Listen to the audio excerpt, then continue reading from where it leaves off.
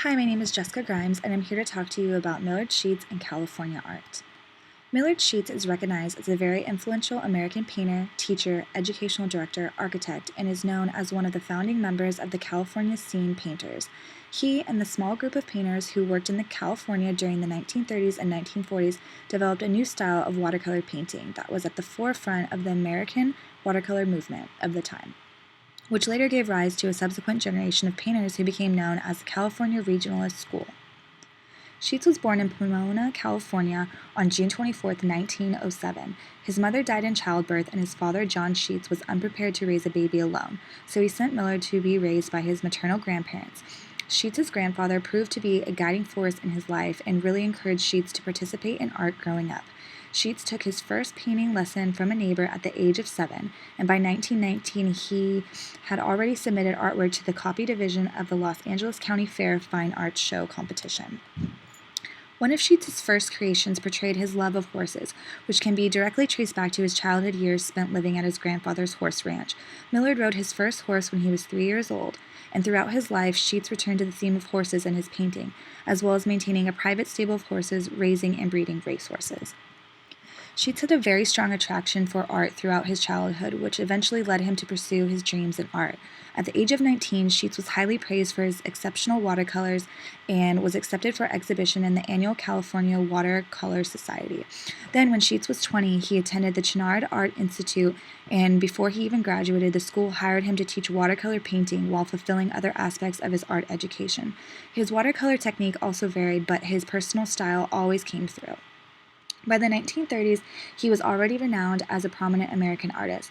His work was exhibited throughout the nation and even in Paris. He was also the leading figure behind the California-style watercolor movement. Then, by the 1940s, based on his recognition, the awards, and his high quality of work, Sheets became even more popular. With the rise of success, he now could afford to travel to Europe, Central America, and Hawaii, where he would paint on site.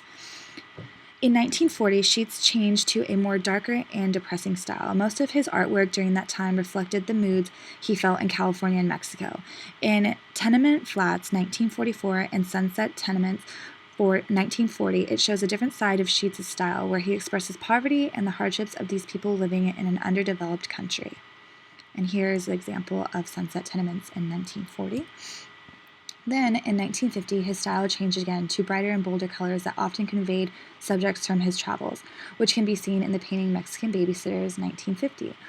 Outside of his art career, Sheets taught hundreds of artists how to paint and helped guide them into art careers. Then, in his later years, he became president of the California Watercolor Society and then was also an architect, muralist, instructor, and printmaker. He also designed dozens of mosaics from branch offices throughout all of California. Then, in 1953, Sheets became director of Otis Art Institute and restricted the art programs and then offered BFA and MFA degrees to students. Here is one of the most famous murals created in 1964 by Sheets called Word of Life that is located at the University of Notre Dame Library.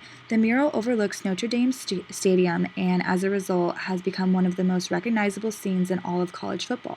The mural depicts the resurrected Jesus Christ standing over his disciples. Though Sheets' works was not intended to reflect anything football related, the artist Jesus is raising his arms as if to signal touchdown, hence the name Touchdown Jesus. Here is a photo of Mr. Sheets taking a break while creating his mural. And then also above is a photo of Millard Sheets' watercolor class at the Los Angeles Harbor in 1950, where he is teaching others how to paint watercolor. And not only was Millard Sheets an active member of the National Watercolor Society, he also belonged to the American Watercolor Society, the National Academy of Design, the Society of Motion Picture Art Directors, and the Century Association.